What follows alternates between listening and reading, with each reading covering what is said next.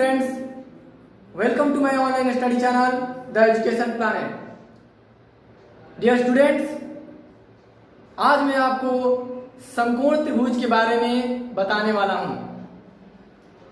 पिछले वीडियो में त्रिकोणमिति एवं त्रिकोणमितीय अनुपातों के बारे में जान लेने के बाद आप तो समझ ही गए होंगे कि समकोण त्रिभुज का त्रिकोणमिति में कितना महत्व होता है। तो इस महत्व को पूर्णतः समझने के लिए आइए समझते हैं समकोण त्रिभुज को और शुरू करते हैं आज का यह वीडियो। तो चलिए शुरू करते हैं आज का क्लास। तो समकोण त्रिभुज के बारे में बताने से पहले मैं आपको समकोण त्रिभुज की परिभाषा बता देना चाहता हूं। वैसे तो आप लोग त्रिभुज एवं उनके प्रकारों के बारे में निचले कक्षाओं में ही पढ़ चुके हैं, परंतु समकोण त्रिभुज का काफी व्यापक महत्व होने के कारण मैं एक बार फिर से आपको इसके महत्व से अवगत करा देना चाहता हूं। इसके बारे में फिर से आपको याद दिला देना चाहता हूं। तो चलिए जानते हैं कि समकोण त्रिभुज क्या है। समकोण त्रिभुज वह त्रिभुज है जिसका एक कोण 90 डिग्री होता है। ठीक है, समकोण त्रिभुज को अंग्रेजी में राइट एंगल ट्रायंगल कहा जाता है। इसे अच्छी तरह से समझने के लिए मैंने समकोण त्रिभुज का एक चित्र बनाया है जिसे मैं आपको अब समझाऊंगा। तो चलिए समझते हैं समकोण त्रिभुज को इस चित्र के आधार पर। ये त्रिभुज ABC है जिसका कोण भी 90 डिग्री है, अर्थात समकोण है। अतः हम लोग इसे समकोण त्रिभुज कहेंगे। ठीक है, अब मैं आपको समकोण त्रिभुज की एक बहुत ही महत्वपूर्ण विशेषता बता दूं कि समकोण त्रिभुज में समकोण के सम्मुख अर्थात समकोण के सामने वाली जो भुजा होती है उसे कर्ण कहा जाता है। जो इस त्रिभुज की सबसे बड़ी भुजा होती है तथा शेष भुजाओं को लंब एवं आधार कहा जाता है। इन भुजाओं में कौन लंब है कौन आधार है यह निर्धारित इनके न्यून कोणों के आधार पर होता है।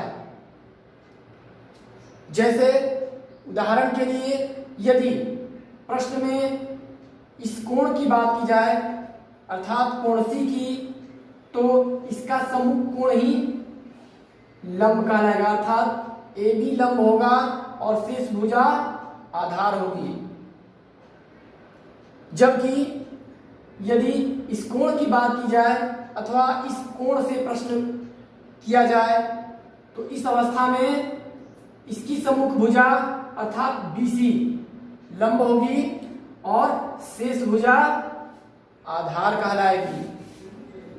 जबकि कर्ण सदैव समकोण की सम्मुख भुजा ही होती है, इसमें कोई परिवर्तन नहीं होता। ठीक है, कर्ण को अंग्रेजी में हाइपोटेनस कहा जाता है, इसलिए इसे H से सूचित करते हैं। इसी तरह लंब को अंग्रेजी में परपेंडिकुलर कहा जाता है, इसलिए इसे P से सूचित करते हैं। तथा आधार को अंग्रेजी में बेस कहा जाता है, इसलिए इसे B से सूचित करते हैं। तो अब आप समकोण त्रिभुज के बारे में अच्छी तरह से समझ गए होंगे, परंतु इसकी कुछ और भी विशेषताएं हैं जिन्हें इस क्लास में जानना अति आवश्यक है।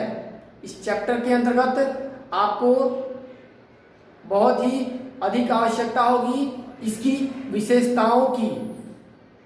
तो चलिए जान लेते हैं समकोण त्रिभुज की शेष विशेषताओं के बारे में भी। तो समकोण त्रिभुज की पहली विशेषता तो आपने जान ही लिया कि समकोण के सामने वाली भुजा को कर्ण कहा जाता है, जो त्रिभुज की सबसे बड़ी भुजा होती है। ठीक है। दूसरी विशेषता यह है कि इस कर्ण का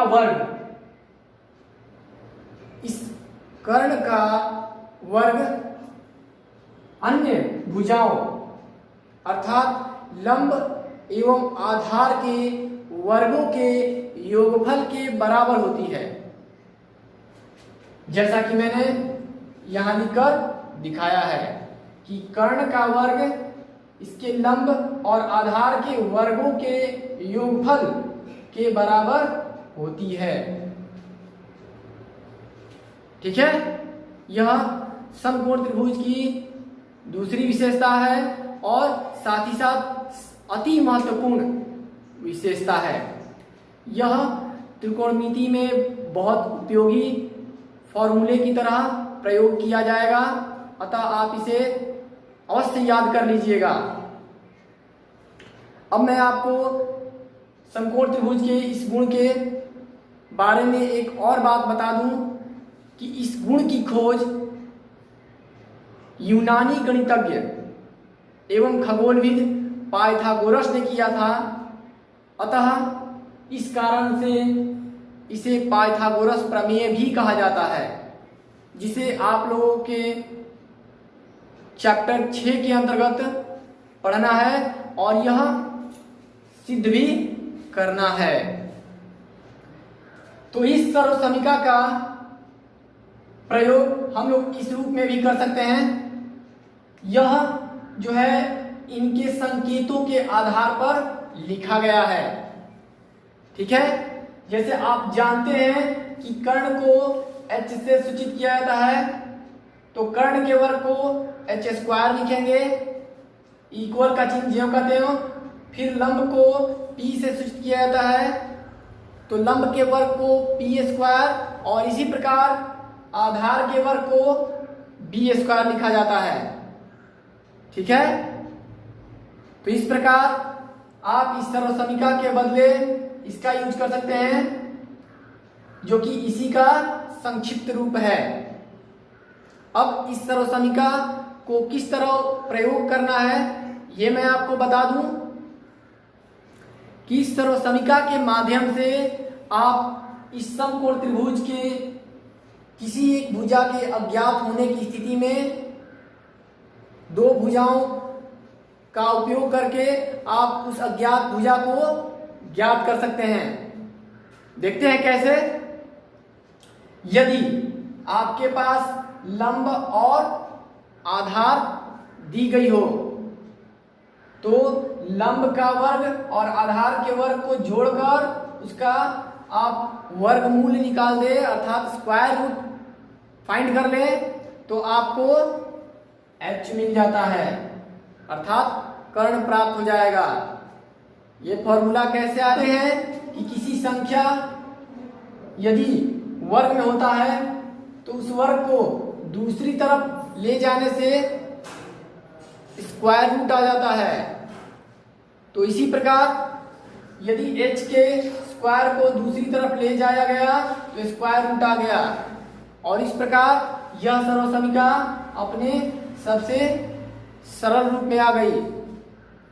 पुनः इसी तरह बाकी भुजाओं को भी हम लोग प्राप्त कर सकते हैं। जैसे कि यदि आपको समकोण त्रिभुज का लंब ज्ञात करना हो, तो आप कर्ण के वर्ग में से आधार के वर्ग को घटाकर उसका वर्गमूल ज्ञात कर लीजिए, आपको त्रिभुज का लंब मिल जाता है। इसी तरह यदि आपको आधार ज्ञात करना हो, तो आप कर्ण के वर्ग में से लंब के वर्ग को घटाकर उसका वर्गमूल ज्ञात कर लीजिए, आपको समकोण त्रिभुज का आधार ज्ञात हो जाएगा। ठीक है, तो इस प्रकार आप समकोण त्रिभुज एवं उसके गुणों को भली भांति समझ चुके हैं। तो मैं आशा करता हूं कि आज का यह वीडियो आपको पसंद आया होगा, अच्छा लगा होगा। यदि आपके मन में कोई डाउट या कंफ्यूजन है तो कृपया मुझे कमेंट बॉक्स में लिखकर बताइए। मैं आपके डाउट को पूरी तरह से क्लियर करने का प्रयास करूंगा। और आज के इस वीडियो में बस इतना ही। मिलते हैं अगले वीडियो में, तब तक के लिए धन्यवाद।